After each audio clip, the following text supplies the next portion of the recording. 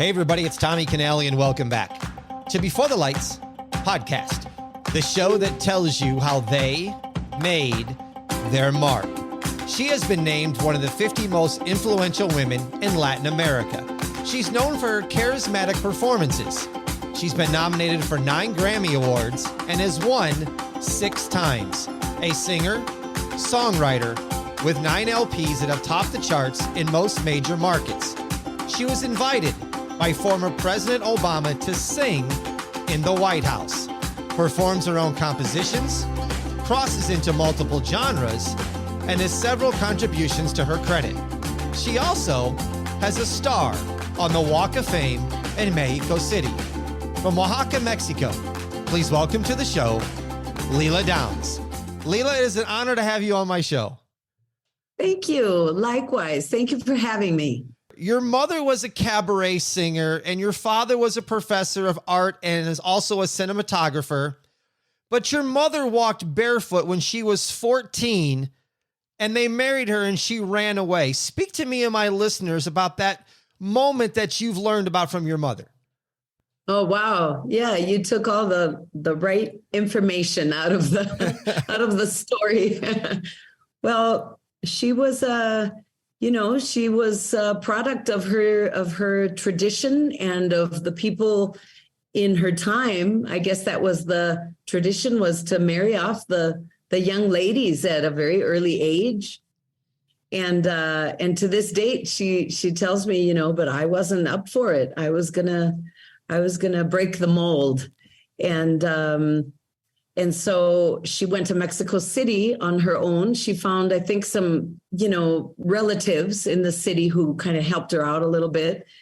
And then she met my dad many years later, who was working on a documentary about a blue-winged teal, which is a duck that migrates from Canada to the Yucatan Peninsula. And he was working on his film, and in the city, she was singing in a club, although she says it was a cafeteria. And my father's always said, of course, that it was a bar. So these are the different versions, and they really loved each other so much. But he was much older than my mother. What is your first recollection of when you started to sing and perform? At what age? Oh, I think it was around 6 or 7, something like that. I remember imitating the Mexican singers with the big dresses and the big sombreros, and I just love that. I still love it. I mean, I watch those movies from the 50s and I fall in love and I sing the songs, and it's just so beautiful to me. I've seen some other interviews that you've done, and I love the way that you explain this. And I thought, wow, what a great thing I would love my listeners to hear you talk about. And that is the 3 different identities as a child and the woman who gave you your true identity. Wow. Well, it's, I guess it really is about figuring yourself out and going through different phases. I mean, you look at your past and you say, I was kind of afraid. I was angry. I think a lot of us who come from mixed backgrounds, we see that, the world isn't a fair place sometimes, and it's painful. And so for me, fortunately, through music, I was able to write songs about what was happening and what continues to happen, of course. But I think that, my mother is a very amazing person who, struggled with very little, and she's a real feisty person, and she really taught me to respect my roots. And that was very helpful at one point, because as a Mexican American, I think we kind of lose our sense of where we're coming from, even though we do know that. I think everybody kind of knows, or from what you're told, not everyone, of course, but in the US, we kind of try to erase the background, right? In some ways.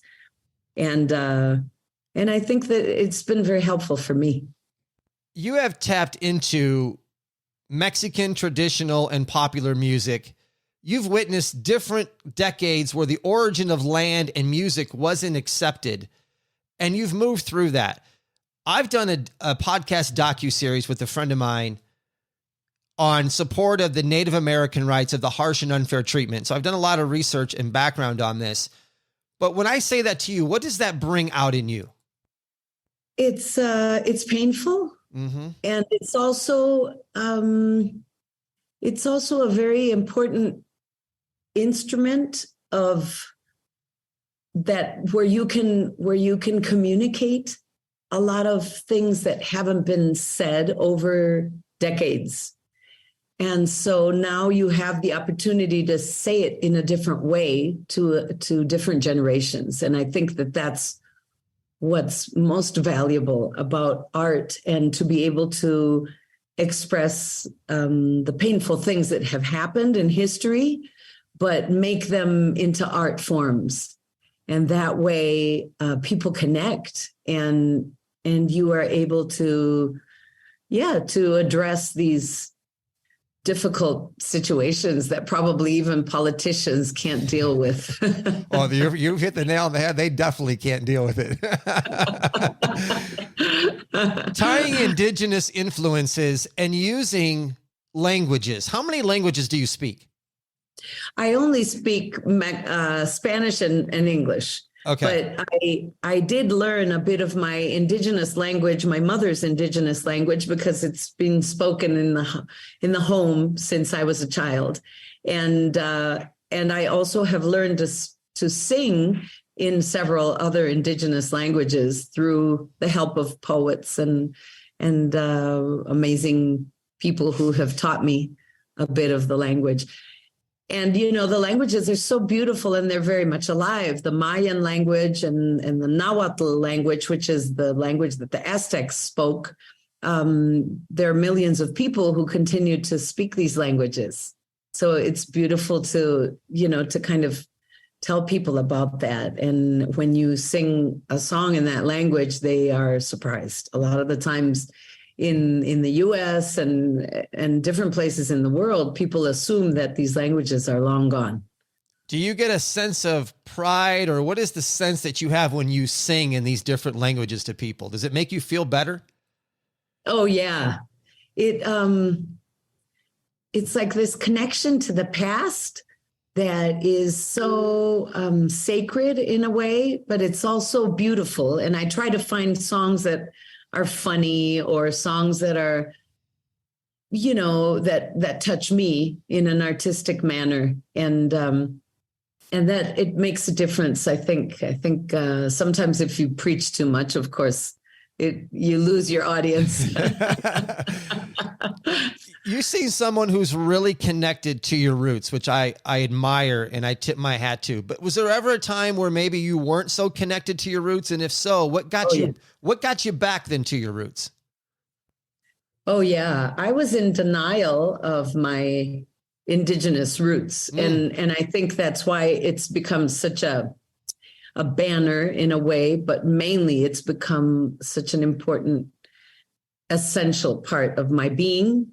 Because when I was, growing up partly in Minneapolis and in Mexico, I noticed that, people were disrespectful or more uncomfortable with the Indigenous roots. And so I denied it for many years. And when I was studying opera, I bleached my hair, of course, kind of in this way, trying to be as white as I could, as European as I could, I think, because the languages that I was singing in were European. And I remember that was what I was striving for. So at one point, I kind of like dropped out. I did the Grateful Dead thing, and I followed them around for a while, and I went to these crazy gatherings that I don't even know if they exist anymore, but they're called the Rainbow Gatherings, and they come from the 60s and 70s. And I mean, the Burning Man, festival is kind of similar, I think, to what happened in that festival. And it was about kind of dropping out and just, looking for yourself and looking for the truth within yourself. And it was very helpful for me to just run away from the establishment and really feel like I was lost, completely lost, and then struggled to come back and figure out how it was that I needed to come back. And one of the things was letting my Black roots come back. And well, recently they're more like white. But yeah, that was a big deal. And then I felt better about myself. There's so much hate in this world, and I keep saying we need to stop the hate. I mean, Native people will cover up that they're Native by saying that they're Hispanic or they're Mexican to avoid saying that they're Native American, which is terrible. When I hear that, I want to go to say to somebody, would you hide that you're German or you're Italian or you're Slovak? You wouldn't do that, but they're forced and feel like I shouldn't say forced, but they feel like they have to. Yeah. How can we teach and educate others about this beautiful culture and heritage that you've come from? Wow. Well, I think it's any opportunity that anyone has to say, if you know something about the background of Indigenous cultures, just say, I remember talking to these construction workers one time in Arizona, I think it was, and they were laughing when I said, yeah, this man, he happened to speak 2 Indigenous languages because he came from a mixed family here in Mexico. And I said, his language is Indigenous, and it's something that goes way back in time. And the construction workers were kind of like looking at him like, what? They couldn't understand what we were talking about. It was like a joke to them. But I think that it made a difference. I think, any opportunity that you have to talk about it, I think it's really important and to teach people, in a fun way, of course, like I said, so that people don't get uncomfortable. But at the same time, to be a little uncomfortable, I think is healthy, right? I think it's 100% healthy to feel a little bit uncomfortable, because if you're feeling uncomfortable, that means that it's hit a nerve, it struck a chord with you, and you don't like the way you're feeling. So maybe you need to understand more of it, or maybe you don't understand it and you feel ignorant to the fact of what's being talked about. So then you need to do your research. And I think that's probably the bigger part, is so many people don't really understand what's happened hundreds and hundreds of years ago. That's still prevalent in today's society because everybody's turned this deaf ear and this blind eye to all this stuff. And let's face it, mainstream media is not going to report on all this stuff that happens. And if they did, it would be this world crisis. And I keep saying that let's have a world crisis and bring it to the forefront, because if we bring it to the forefront enough people will say, that's enough, let's stop. And it's got to stop. It's just got to stop. Yeah, definitely. And of course, I think, there are artists and there are expressions that really help push forward because people relate. And I think, people are so hard on reggaeton, the Latin music that's happening. And, but I think that's what that's doing. I think it is pushing the Latin cause forward in a way, because it's, crossing all kinds of borders. And so sometimes pop music can get a little on your nerves, but I think it pushes people in a good way. Listeners, I want you to go to the show notes. I'm going to put a link to where you can listen to Lila's music. I'm telling you, her music is so beautiful. It's so well done and it's fun. And there's some good stuff in there. I want to get into some of your music now. In 1994 was your first LP, but in 1999, you had a breakthrough with your debut studio LP, La Sandunga. Speak about that LP and how that actually broke through for you and got your name out and for people to know who you were. Yeah. Well, I remember I had met my husband, Paul Cohen, probably, a few years before that album. And he was from Philly.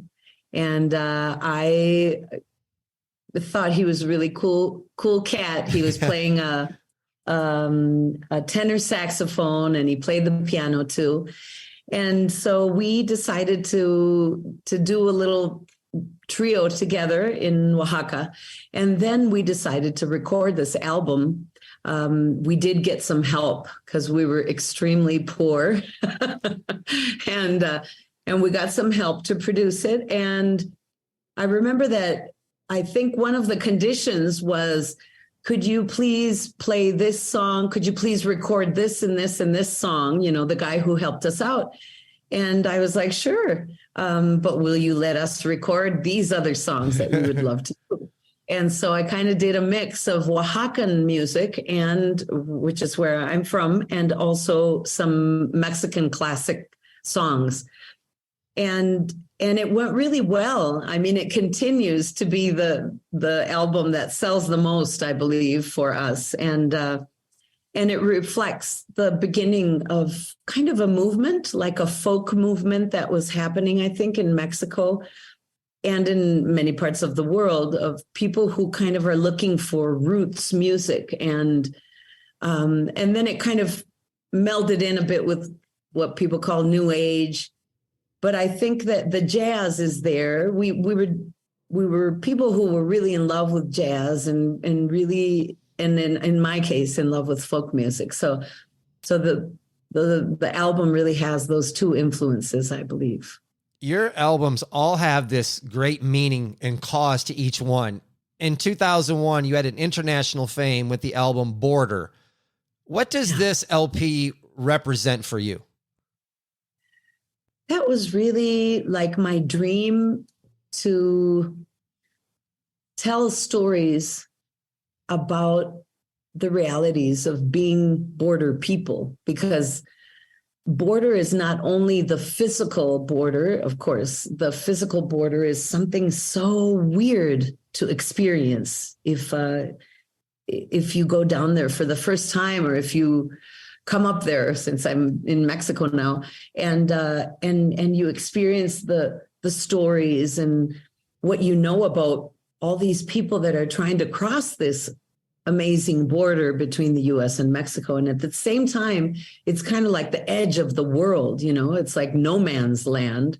It has something to do with the Wild West. It's kind of, like going to the jungle. And I think also what I discovered when I did the album was that surrounding the border, there is a whole musical tradition. And that was amazing to me. It was the accordions that were brought from the Polish Mexican Americans on one side, and then the Mexican Polish people and people who were coming from Germany, from different parts of Europe.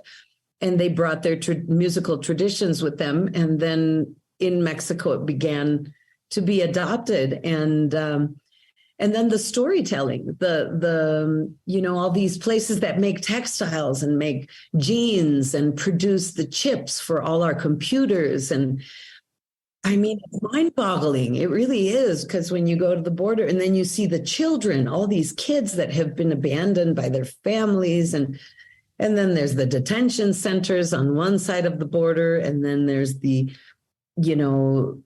really precarious legal situation with the narcs and the drug business. I mean, it's like crazy. It's a crazy place.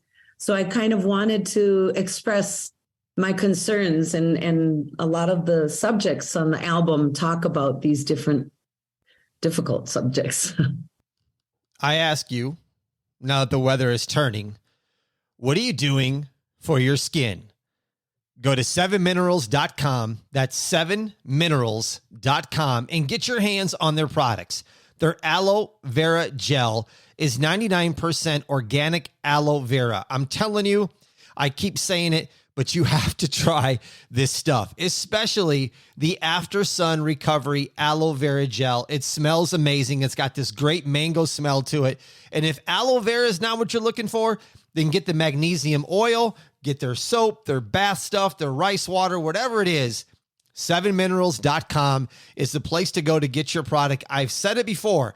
Not only will your skin thank you for it, but you're going to love the smell and the feel of these products. Once again, go to the show notes, 7minerals.com. Listeners, if you are new and you look into my podcast and you were like, Lila Downs, I don't know that person. You are learning as we go. And I cannot stress this enough. It's a true honor to have her on my show. Your music represents so many different facets that so many people need to listen to. And to hear you just talk about that and to go forward into your album of One Blood, which was one of your most successful albums with lyrics about discrimination and migration as well. You have this knack of finding these things that need to be brought to the forefront. You bring them out, but you bring them out in great music as well. Thank you. Thank you so much. Yeah, it's something that I remember Woody Guthrie when I was a child, of course. And I remember those messages. And I remember thinking later on that those messages are just kind of lost somehow. And people just kind of do whatever they want in terms of morality. And I think in the world, we're kind of losing that. There's like the extremes, of course, there's fanaticism in one sense, but then there's just forgetting the sense of what is right and wrong in a basic human level is something that concerns me and that concerns the music. And I try to make lyrics that make us happy, critical, and also feel. I hope that my music makes people feel. That's the main thing. I would say that it definitely does. And a song that I think a lot of people relate to is your single La Cumbia del Mole, which is most known for like a Mexican dish. I'm guessing you love to cook, and tell me how this single came about. Yeah. Yes, I wrote a song about the women and the people who make mole. Mole is this beautiful sauce that's chocolate based. It can be vegetarian or it can also be made with turkey. We use turkey a lot in Mexico because it's one of those indigenous gifts to the world. And the song just talks about the ingredients, and soledad means solitude. And the verse talks about not being alone anymore and dancing and singing and cooking. And so it's a song that a lot of people use to celebrate food. Mole is one of those things where if you get a good mole, you can't get enough of it, but you can overdo it.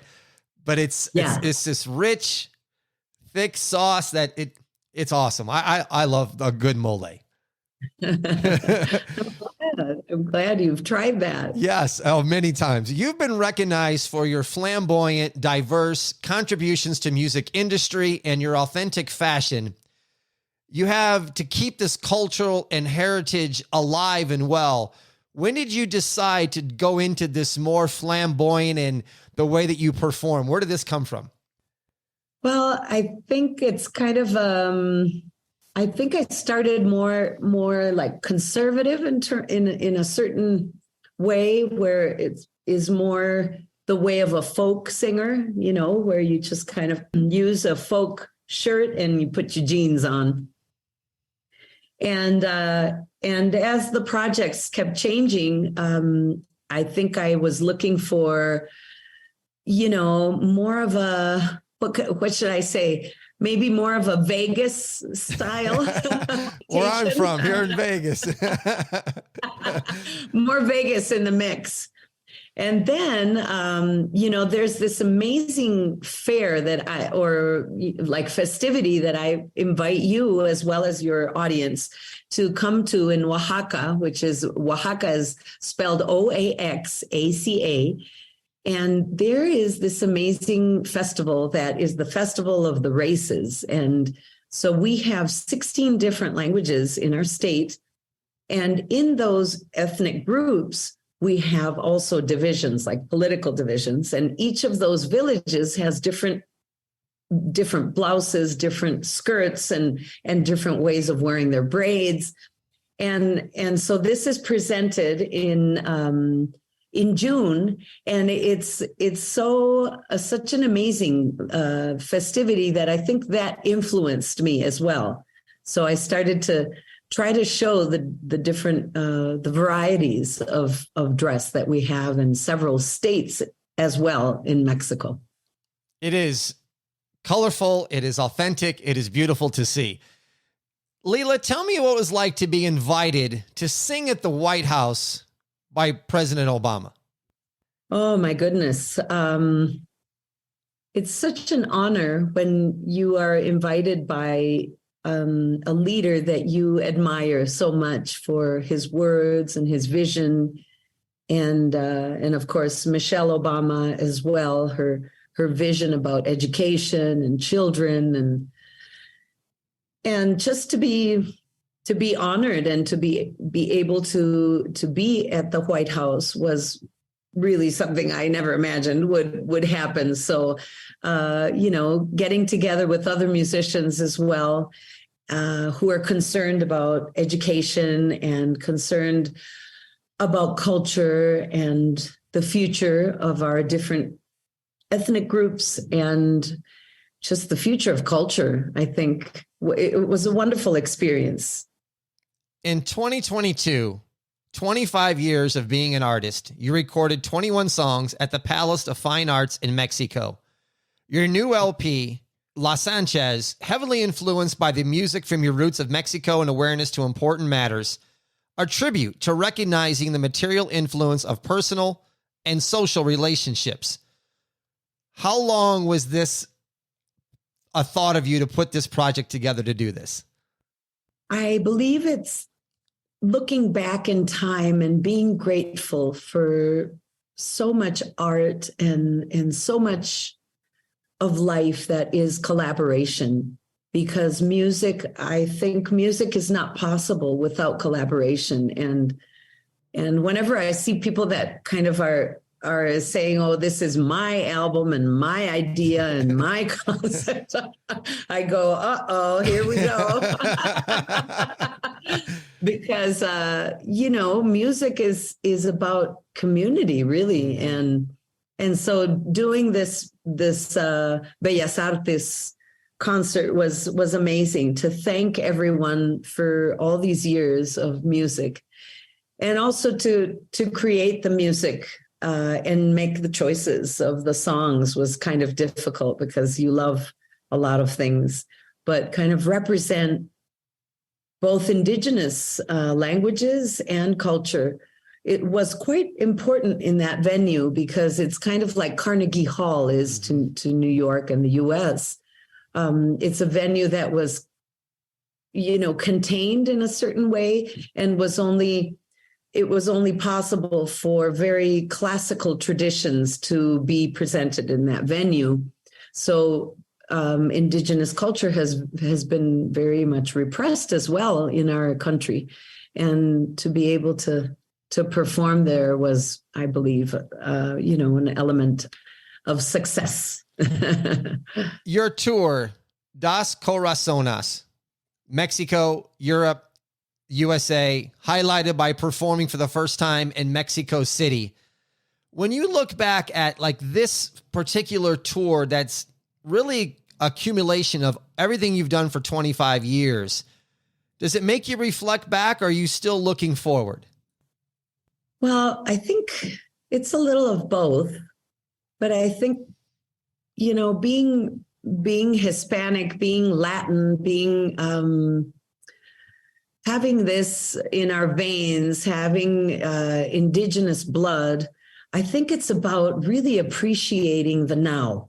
And I think that is one of our gifts to the world. I think Latino people, we have this amazing way of enjoying life and saying, okay, yeah, I'll worry about that then. But, right now, let's just enjoy this moment. Right. Let's eat well. Let's have a wonderful time. And of course, this can get out of hand, in my family. My mother, for example, can never save a cent. But I think it's an important vision because it pushes you to enjoy life and to be happy, especially. I think in the US, and of course, I'm half Anglo. My father was Anglo-American, and he was always worried about saving and what's going to happen in the future. And of course, I have a little of that as well. I'm careful with my savings, but yeah, I appreciate having this other side. How do you define then who you are? I think I try to take the best from all these worlds and I try to share that with my people, with my groups of production and also with the musicians. Once in a while, we sit down and we have our meal together. We have conversations about our lives, about our plans.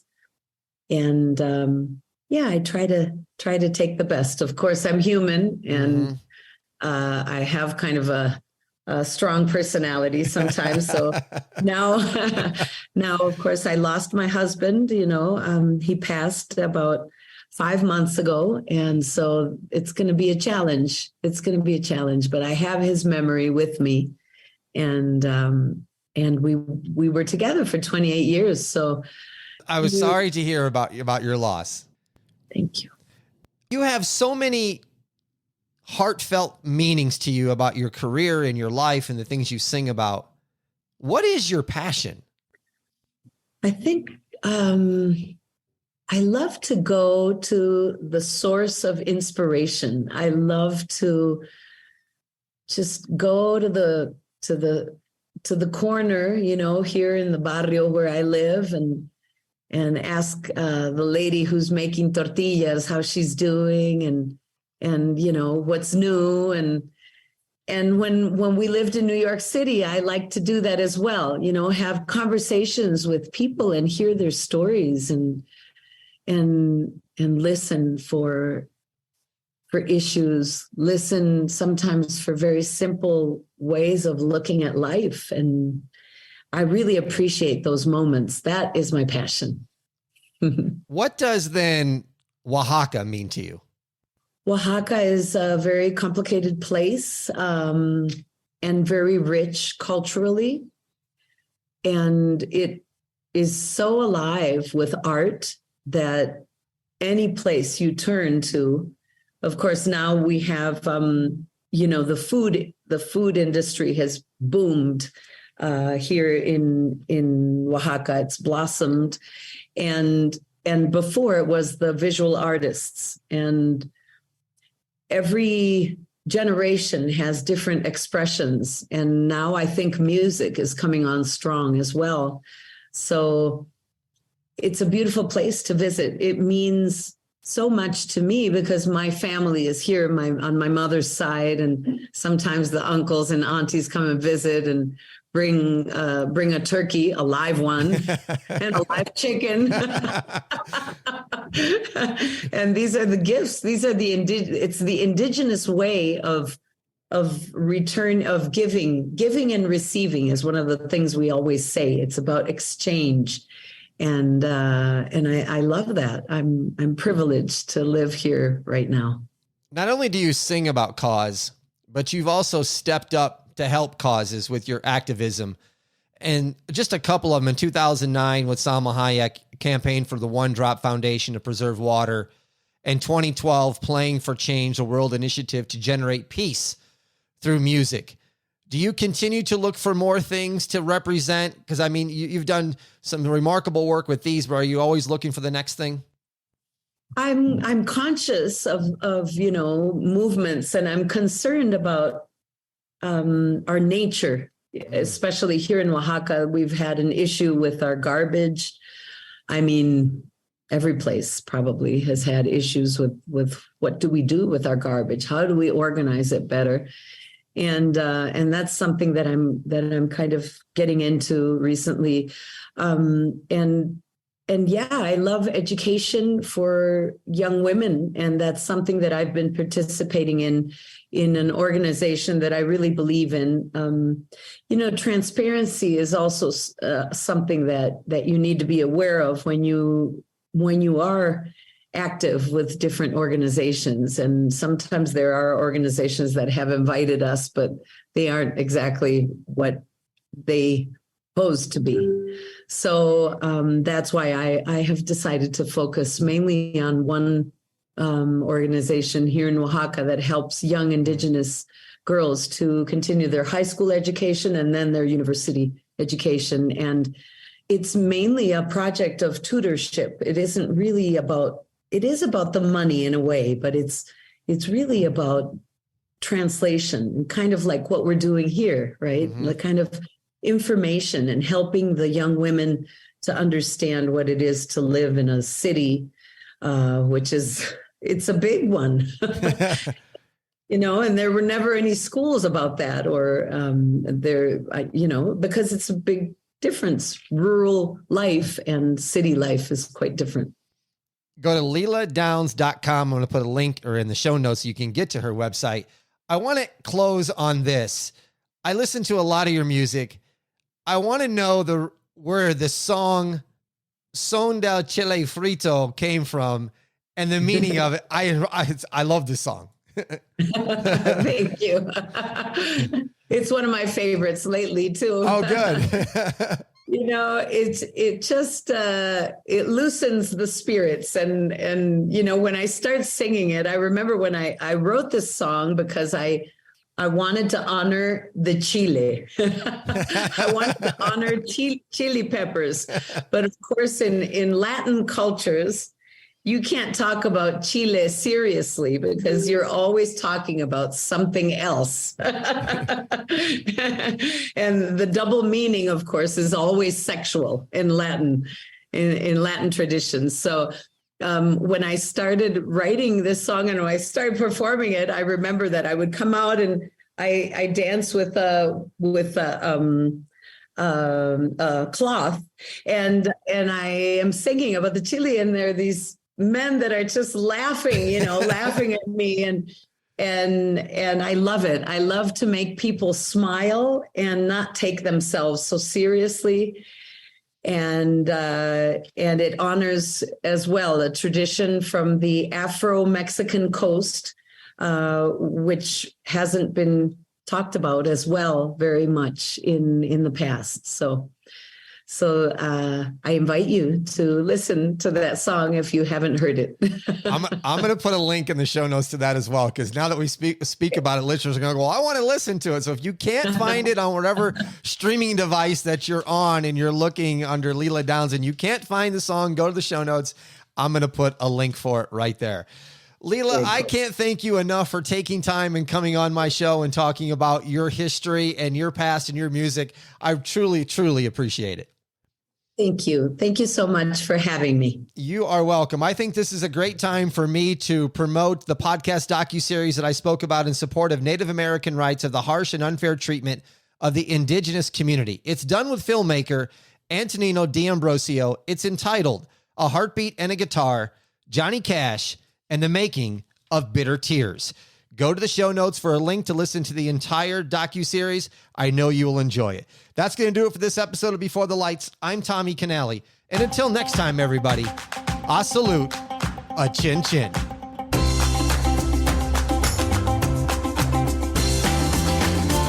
Well, that was wonderful. Thank you.